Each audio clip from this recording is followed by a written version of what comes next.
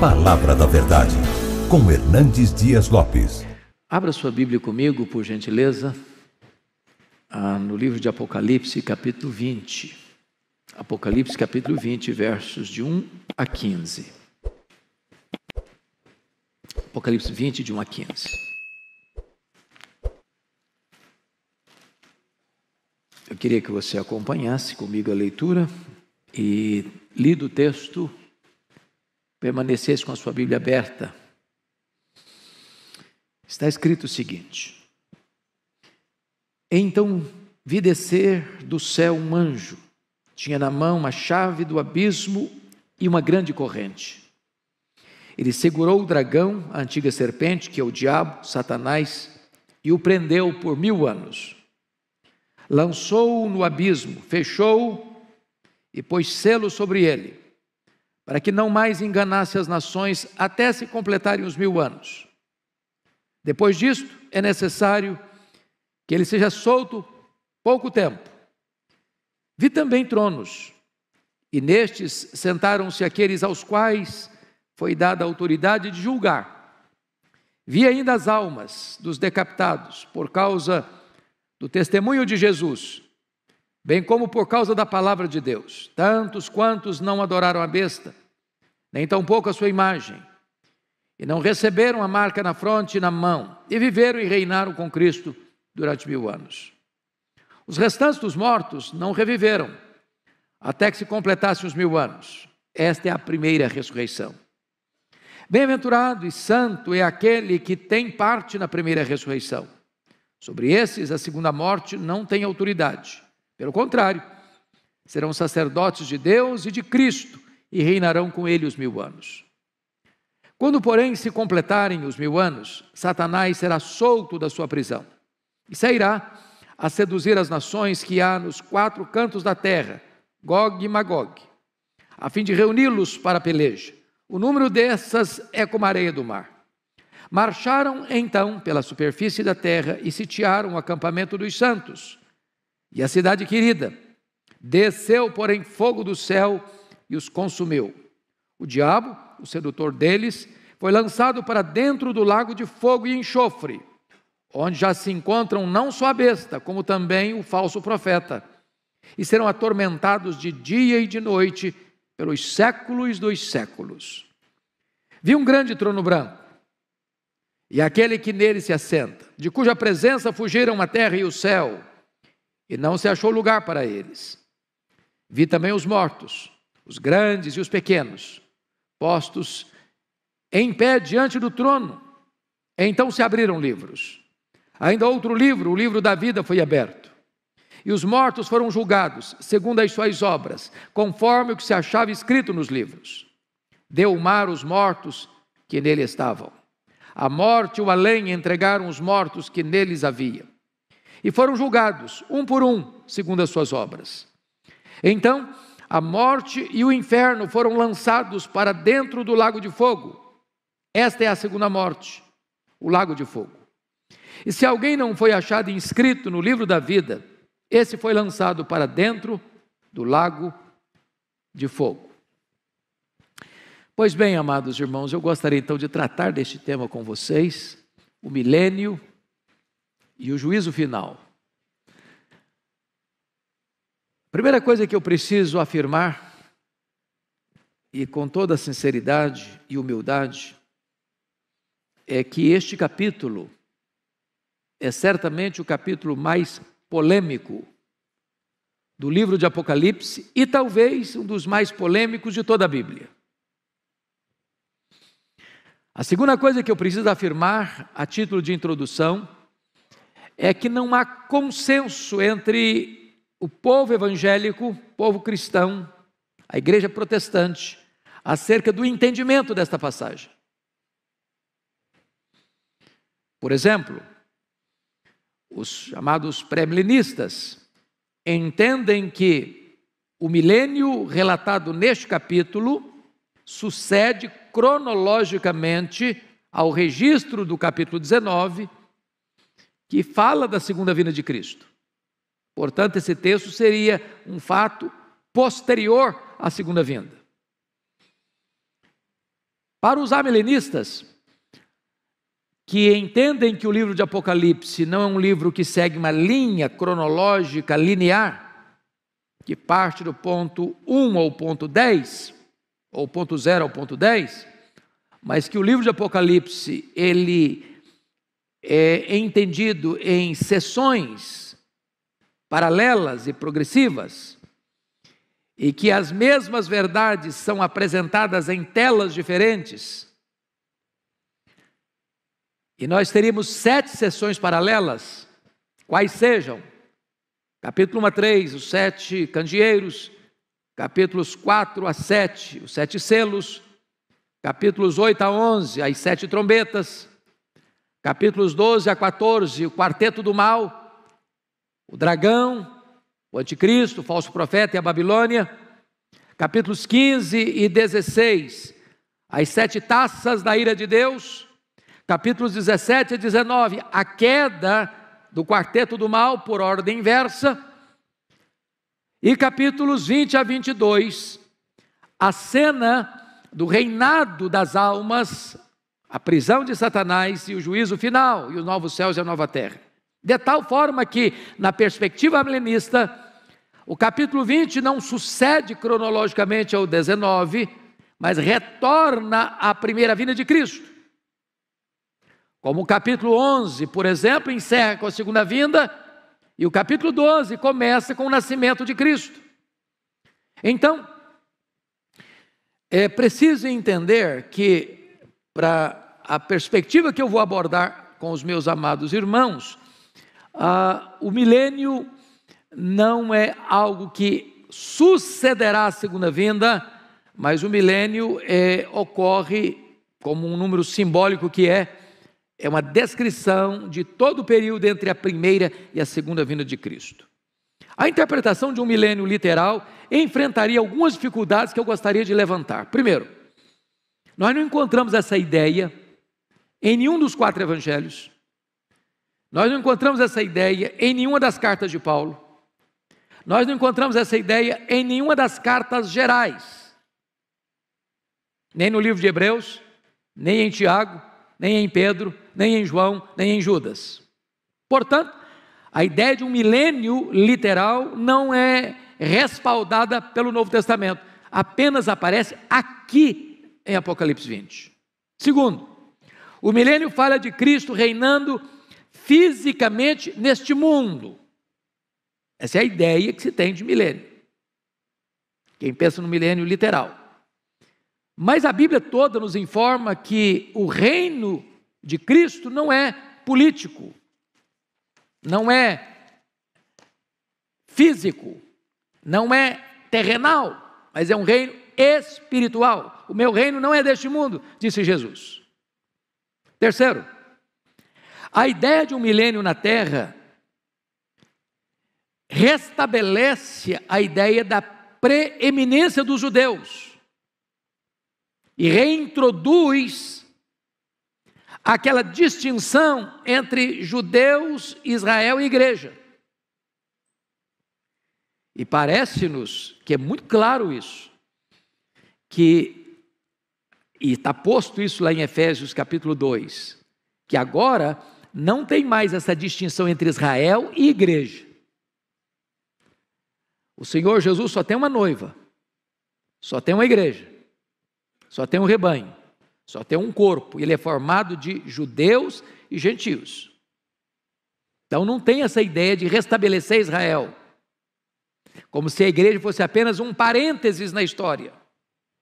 Quarto, a ideia do milênio terrenal ensina que haverá pelo menos 2 ressurreições, uma de crentes antes do milênio e a outra de ímpios depois do milênio. E parece-nos que está absolutamente claro na Bíblia que a ressurreição é única, de crentes e descrentes, porque está posto lá em João 5, 28 e 29, que os mortos ouvirão a sua voz e sairão dos túmulos, uns para a ressurreição da vida, outros para a ressurreição do juízo. Quando isso se dará? Na segunda vinda de Cristo. E Paulo diz isso: quando ele vier, os mortos em Cristo ressuscitarão primeiro, não primeiro em relação aos outros mortos, mas primeiro em relação aos que estiverem vivos. Então a ressurreição é única e se dará na segunda vinda de Cristo. Quinto, a ideia do milênio cria a grande dificuldade da convivência de Cristo glorificado e santos glorificados convivendo com gente não glorificada. Pense você com um corpo de glória, enfrentando gente indo para o banco, indo no supermercado, enfrentando o trânsito de São Paulo. É complicado. É um anticlímax. Difícil de entender isso. Sexto, como conceber a ideia de que as nações, estando sob o reinado de Cristo durante 1000 anos, de repente se rebelam contra Ele, para declarar guerra contra Ele? É outra situação adversa, para aceitar essa ideia de um milênio literal. E finalmente, todo o ensino do Novo Testamento é que o juízo é universal e seguirá imediatamente à segunda vinda de Cristo. Ele virá, se assentará no trono da sua glória e julgará as nações. Então o juízo final não se dará 1000 anos depois que ele voltar, mas imediatamente na volta dele. Bom, eu gostaria então, dito isto, de entrar na exposição do texto. E peço que você, com a Bíblia aberta, me acompanhe, porque eu quero tratar de quatro quadros distintos aqui. Primeiro, a prisão de Satanás, nos versos 1 a 3. O que significa a prisão de Satanás? Pois bem, amados, a Bíblia fala, lá em Apocalipse capítulo 1, capítulo 9, versículo 1, capítulo 9, versículo 11, capítulo 11, versículo 7, e nesse texto, que existe um poço do abismo, e que esse poço tem uma tampa, e que esse poço pode ser aberto, e que esse poço pode ser fechado, e que esse poço pode ser selado. É o que está escrito aí. Vi descer do céu um anjo, tinha na mão a chave do abismo e uma grande corrente, segurou o dragão, a antiga serpente, que é o diabo, Satanás, e o prendeu por 1000 anos, lançou no abismo, fechou e pôs selo. Agora preste atenção comigo. Esta é uma linguagem, meus irmãos, simbólica. Como praticamente todo o livro de Apocalipse é um livro de símbolos, de imagens, visuais. Você não pode pensar numa besta, por exemplo, com 7 cabeças e 10 chifres. Desenha isso, veja o que vira. Então, são símbolos que têm significados. Se o diabo é um espírito, ele é, porque os anjos são espírito, e o diabo é um anjo caído. Você não prende um espírito com a corrente. Você não prende um espírito e bota uma tampa.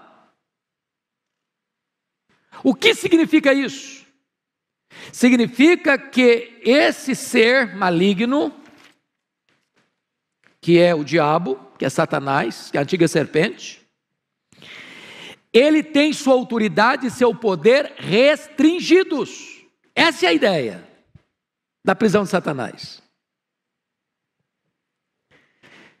Não significa, entretanto, que Satanás está inativo, mas está limitado. Nas palavras de Lutero, Satanás é um cachorro na coleira de Deus. Ele só pode ir até onde a coleira o permite ir e não 1 centímetro a mais. Deus põe limites. Limites. E qual é o limite que foi imposto a ele? Confira comigo o verso 3. Lançou no abismo, fechou e pôs selo sobre ele, para que não mais enganasse as nações. Então vamos entender o que significa isso, não mais enganar as nações. Primeira coisa que eu chamo a sua atenção é que, do ponto de vista de hermenêutica, né, pastor Arival, a gente aprende isso no seminário, e aprendo nos livros todo dia, que você não explica um texto claro à luz de um texto obscuro, mas você explica um texto obscuro à luz de um texto claro. Eu acho que serve para a teologia e deve servir para o direito também, acredito. A hermenêutica. Não é isso mesmo? Então, a pergunta é: o que é que o Novo Testamento tem a ensinar-nos acerca da prisão de Satanás? Isso tem a ver com a segunda vinda ou com a primeira vinda? Então, chamo a atenção de vocês para alguns textos. Primeiro, Mateus 12, 29. Vocês se lembram lá que o valente, que é o diabo, ele tem uma casa. Ele guarda em segurança todos os seus bens. Que bens são esses? Pessoas. Até que o mais valente, quem é o mais valente? Jesus. Entra na casa. Tira-lhe a armadura em que confiava, a panóplia dele. Amarra-o. E lhe divide os despojos, arranca os bens dele da casa dele.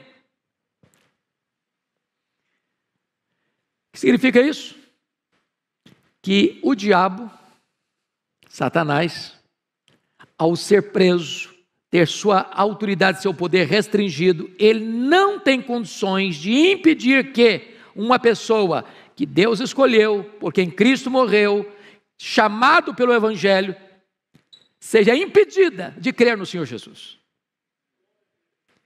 É o Senhor Jesus que amarra o valente, e o fez na primeira vinda, e não acontecerá na segunda, mas na primeira vinda.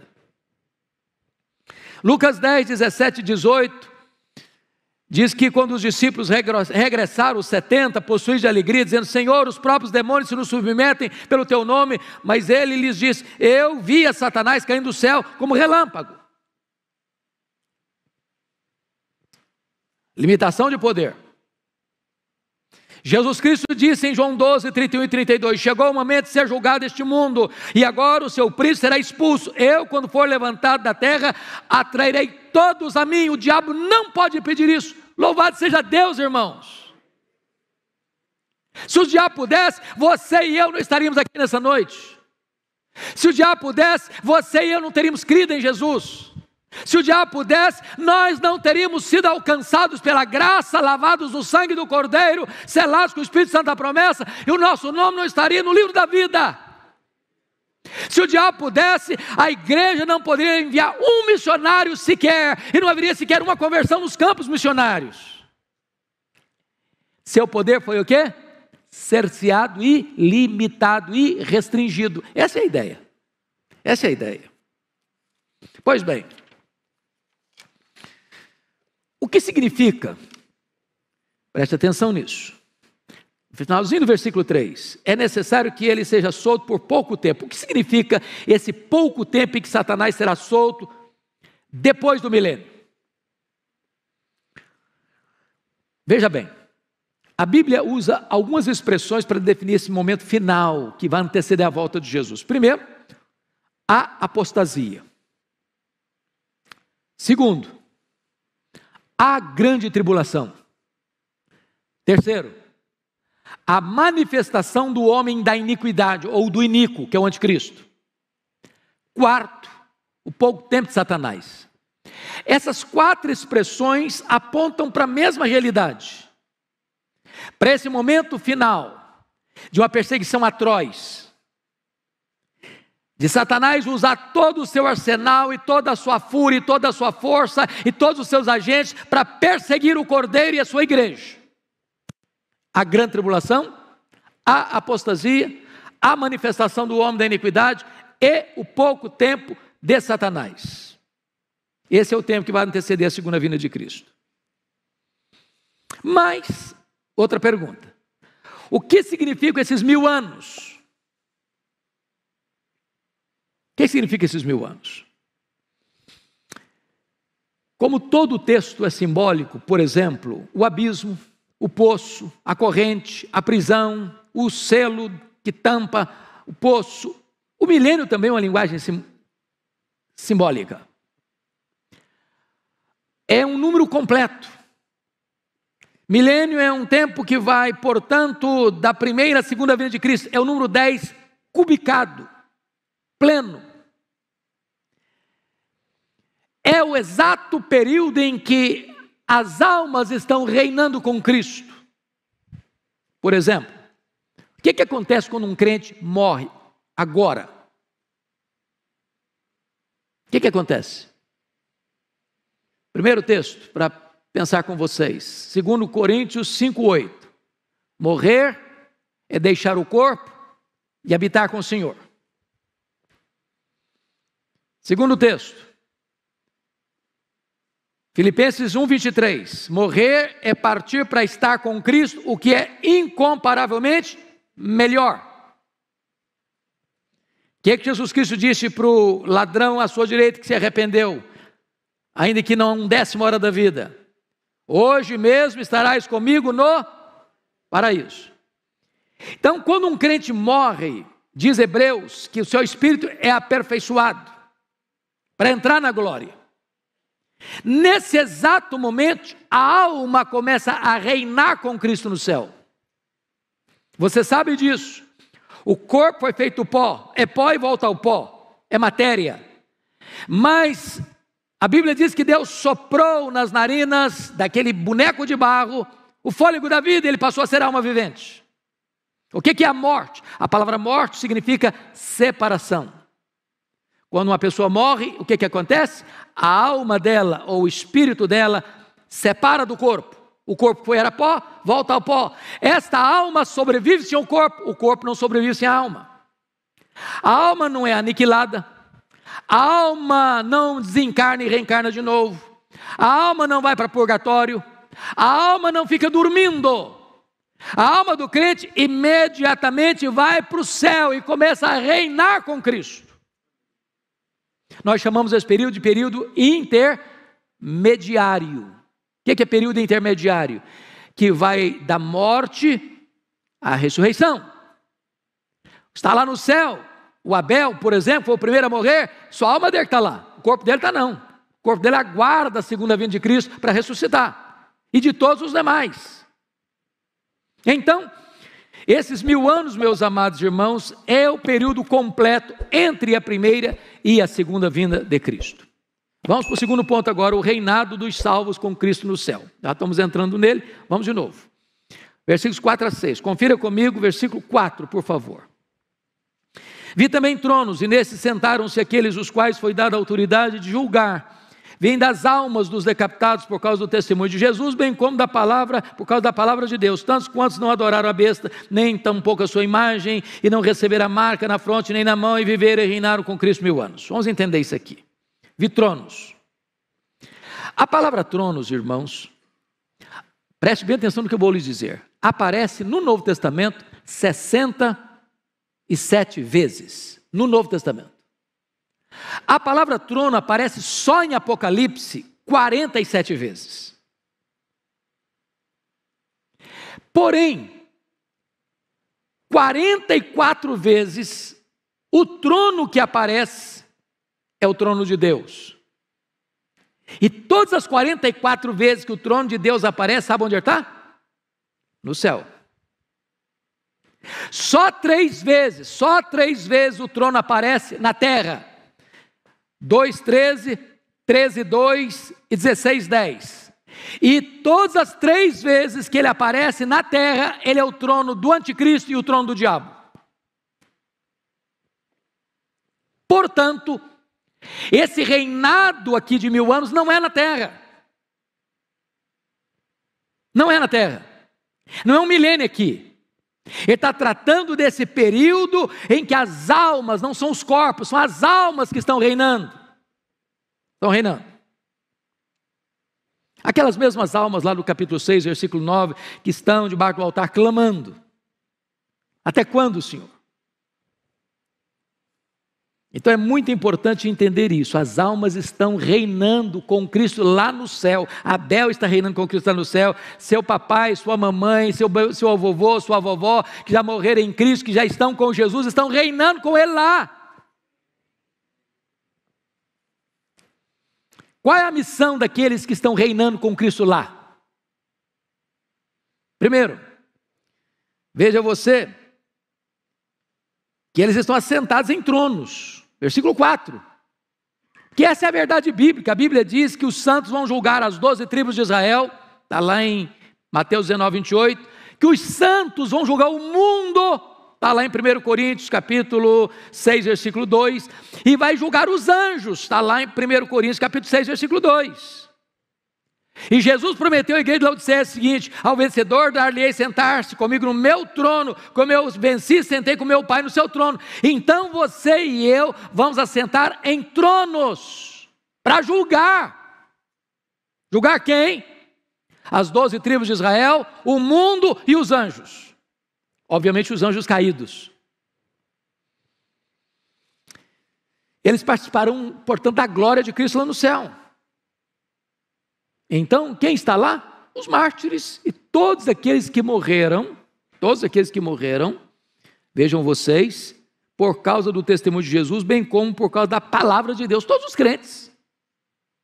Todo crente que morreu está com Cristo lá no céu, reinando, aguardando certamente a segunda vinda de Cristo, quando haverá a ressurreição, e então um corpo de glória se unirá com esta alma que já está glorificada, para estar para sempre com o Senhor.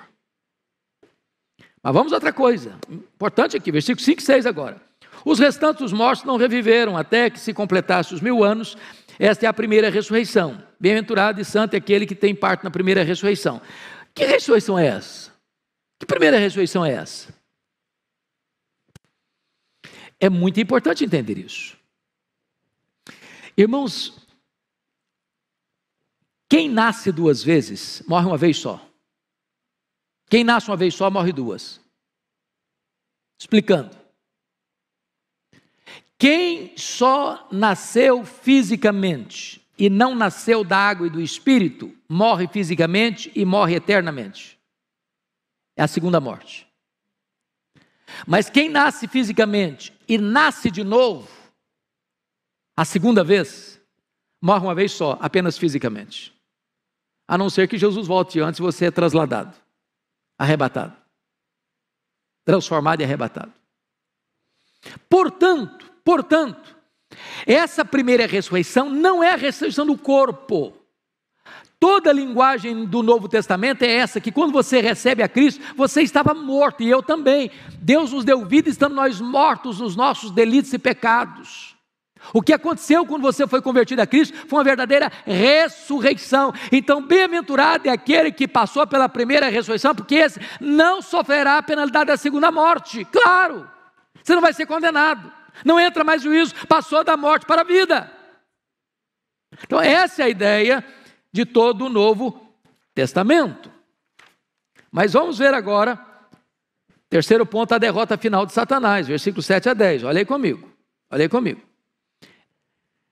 Quando, porém, se completarem os 1000 anos, Satanás será solto da sua prisão, e sairá e seduzirá as nações que há nos 4 cantos da terra, Gog e Magog, a fim de reuni-las para a peleja. Num dessas é como a areia do mar. Então marcharam então pela superfície da terra, sitiaram o acampamento dos santos, a cidade querida, desceu porém fogo dos céus e consumiu. Vamos entender uma coisa aqui. Há 3 descrições dessa batalha no livro de Apocalipse, capítulo 16, 14 a 21, capítulo 19, 19 a 21 e 27 a 10. Não são 3 guerras diferentes, é a mesma guerra, é a guerra do Armagedon, é a guerra final. São telas diferentes, descrevendo o mesmo fato. O que esse texto está querendo dizer? É que antes de Jesus voltar, irmãos, não esperem num otimismo irreal que o mundo vai melhorar, que nós vamos viver aqui num shopping center, com ar-condicionado. A coisa está pegando, e vai pegar mais.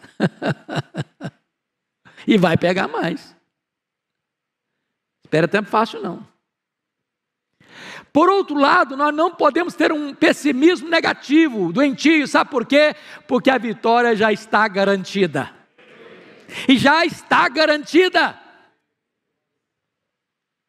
Irmãos, o final da história já está escrito, e a vitória é do Cordeiro e da sua igreja.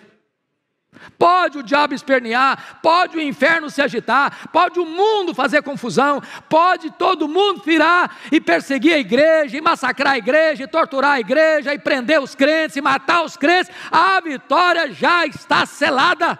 Bendito seja Deus. Pois bem, amados, agora vamos para a cena apoteótica da vitória sobre os inimigos, porque veja você que nós estamos falando de telas. No capítulo 19, versículo 20, você está com a Bíblia aberta aí, está a descrição aí da prisão da besta, com o falso profeta. E diz o texto que os dois foram lançados vivos para dentro do lago do fogo que arde em enxofre. Mas como Satanás, o diabo, a antiga serpente, é o maioral dessa trilogia maligna, João aguarda para descrever isso mais no final. E aí olha o que está escrito no capítulo 10, 20 e 10. O diabo, o sedutor deles, foi lançado para dentro do lago do fogo e enxofre, onde já se encontram não só a besta, como também um falso profeta, e serão atormentados de dia e de noite pelos séculos dos séculos. Então vamos entender uma coisa aqui. Não tem aniquilamento. O que tem é penalidades eternas. Eles vão ser atormentados, o que está escrito aí? De dia e de noite. É claro que é uma linguagem bíblica, porque na eternidade não tem nem dia nem noite, é eternidade. E a Bíblia fala que aqueles que vão para a condenação eterna são trevas exteriores, banidos para sempre. Mas está escrito mais, eles serão o quê? Atormentados. Quando? Pelos séculos dos séculos. Entenda isso, que o diabo não é rei nem no inferno. Ele vai ser atormentado no lago de fogo para sempre e sempre e sempre. Então tem muita gente enchendo a bola do diabo como se ele fosse o comandante, que ele mandasse, que ele reinasse, que lá ele faz... Não, ele vai ser atormentado. Bom, agora vamos para a cena do juízo final, versos 11 a 15, que é o último ponto que eu quero destacar. Primeiro, Cristo se assenta no trono como juiz. Olha o verso 11. Vi um grande trono branco. Obviamente, grande porque é o trono do universo. Julgar todas as nações. Ele é ao mesmo tempo universal e ele é também individual. Branco porque ele é um espelho da santidade e da justiça. E aquele que nele se assenta, de cuja presença fugiram a terra e o céu, e não se achou lugar para eles. Agora pense na majestade desse juiz, na grandeza desse juiz, na honradez desse juiz, que não macula sua toga, que não mancha suas vestes sagradas, que nunca deixou se subornar para condenar o inocente ou para inocentar o culpado. Ele é o reto juiz, ele é o justo juiz, ele é o próprio Cordeiro, ele é o próprio Senhor da igreja, ele é o próprio Salvador da igreja, ele é Jesus, ele foi escalado para essa função, ele é o juiz. E ele é tão glorioso, ele é tão majestoso, que na presença dele o céu e a terra ficam com vergonha e se encolhem. Segundo lugar, os mortos ressuscitam para o julgamento. Olha versos 12 a 14. Vi também os mortos, os grandes e os pequenos, postos em pé diante do trono. Então, quem vai estar lá? Todo mundo. Crentes, não crentes, grandes, pequenos, ricos, pobres, doutores, analfabetos, ateus, agnósticos, místicos,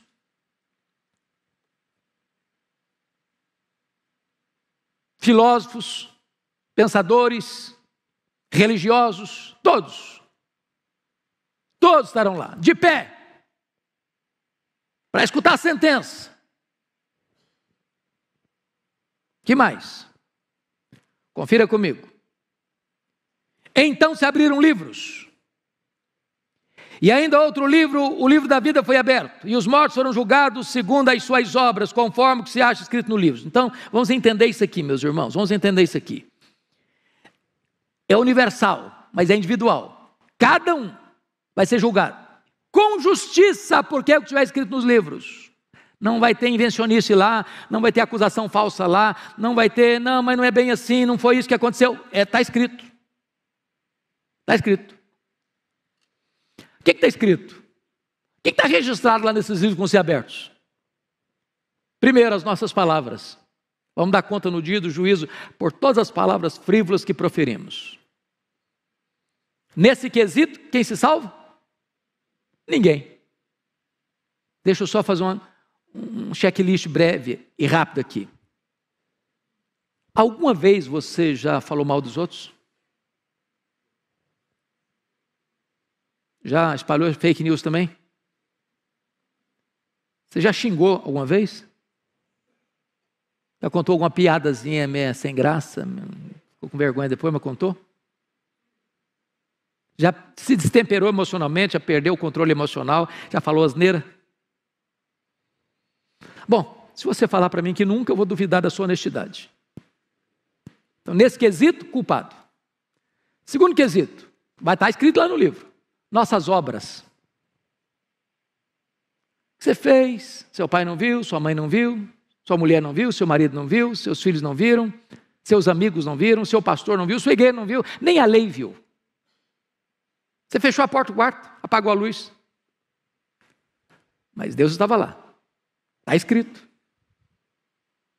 Você não lembra mais, mas está escrito. Apagou da minha memória, mas está escrito.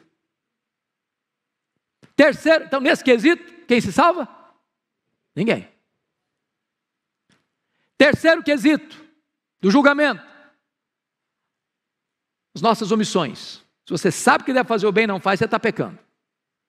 Diz a Bíblia que se você guardar toda a lei e tropeçar num único ponto, você é culpado da lei inteira. Sabe por quê? Porque a lei exige de você perfeição. Perfeição. Maldito é aquele que não perseverar em toda a obra da lei para cumprir. Então você está dentro da sua casa, não falando mal de ninguém, não fazendo mal para ninguém, cometendo um pecado de omissão. Nesse quesito, todos culpados. Quarto elemento do julgamento, os livros vão ser abertos. Os nossos pensamentos. Deus vai julgar o segredo do coração dos homens. Passam pela sua cabeça mais de 10 mil pensamentos por dia. E se Deus quisesse nesta noite fazer o que fez lá na época de Daniel e botar nessa tela ali o que você e eu pensamos essa semana, nós sairíamos daqui com a cara coberta de vergonha. Nesse quesito, culpados. Qual é a pessoa que vai ser salva pelas obras? Quem vai ser salvo pelas obras? Ninguém. Ninguém. Mas veja você que então esse julgamento é o quê? Justo. Ninguém vai poder se espernear no tribunal de Deus. Não, eu mereço. Não, eu pratiquei o que é certo. Eu não mereço ir para o inferno. Não, merece sim. Merece sim. É justo. Não vai se tirar o mérito de ninguém. Mas todos são culpados. Todos pecaram e destituídos estão da glória de Deus. Então, vejam vocês que o critério para a salvação qual é? Leia comigo, por favor, versículo 15, vamos juntos? E se alguém não foi achado, escrito no livro da vida, esse foi lançado para dentro do lago de fogo. Mas vamos ler o texto na outra perspectiva. Se alguém foi achado inscrito no livro da vida, esse não foi lançado para dentro do lago do fogo. Bendito seja Deus. Mas como é que o seu nome vai aparecer no livro da vida? É por aquilo que você fez? Não. É por aquilo que Deus fez por você em Cristo Jesus. Você foi salvo pela graça, eu fui salvo pela graça, nós fomos salvos pela graça. Então, antes da fundação do mundo, Deus já sabia isso, seu nome estava lá.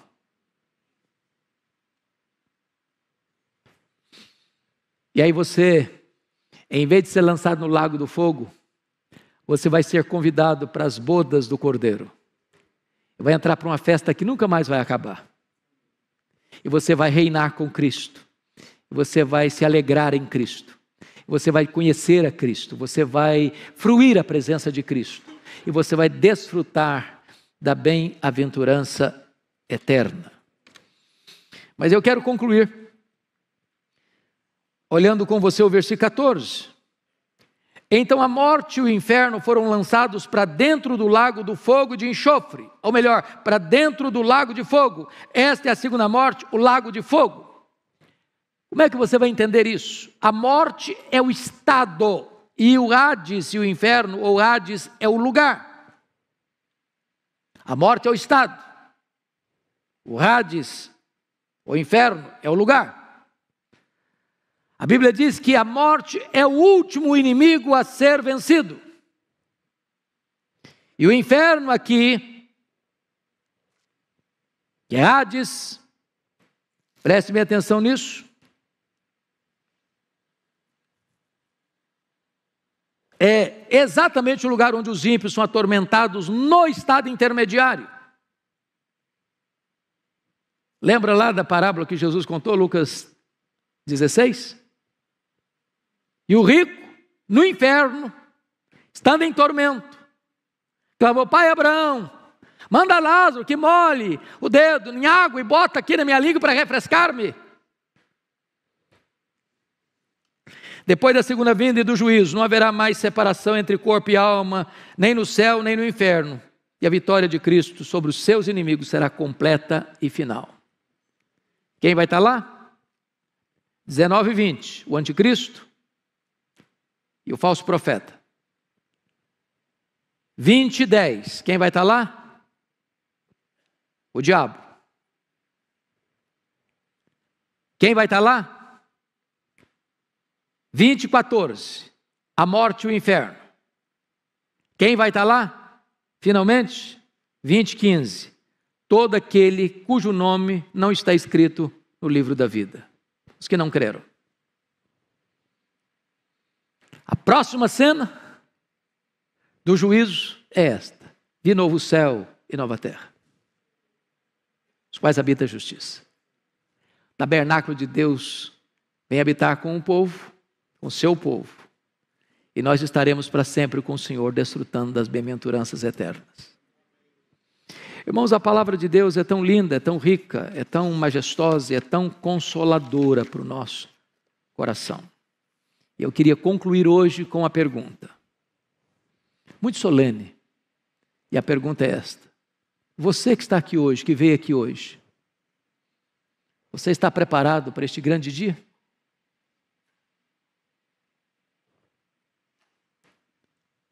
De que lado você estará naquele dia? Segunda pergunta: hoje, agora, você já está debaixo do sangue do Cordeiro? Ou ainda você está debaixo do peso e condenação dos seus pecados? Terceira colocação: hoje é o tempo oportuno. Agora é o momento de você se arrepender e voltar-se para Jesus enquanto é tempo. Hoje, Ele pode ser o seu advogado. Amanhã, certamente, Ele será o seu juiz. A decisão é sua, intransferivelmente sua.